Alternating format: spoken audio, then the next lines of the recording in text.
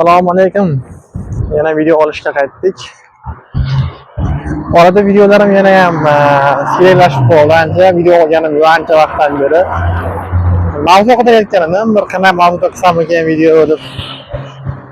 Oxirgi paytda bitta siyosiy videolar qildim. Ko'rgan bo'lsalaring kerak.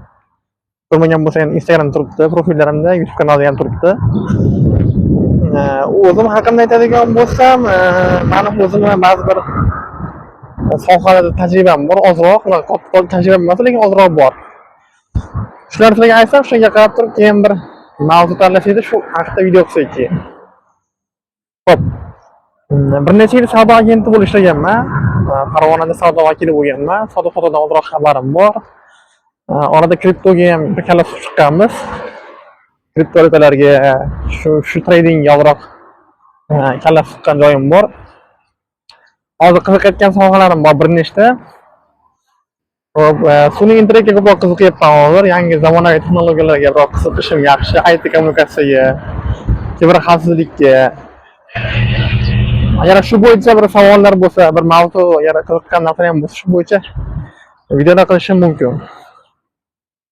Va oxirgi anaqada yana qiziqayotgan mavzularimdan biri bu diniy mavzularga ko'proq qiziqyapman. Diniy islom diniga ko'proq yana ham qiziqishim ortgan. Bir qancha kitoblar o'qiyapman hozirgi kunda. Hadis kitoblari. Ibn Mojani o'qib tugatdim. Sunan Ibn Mojani.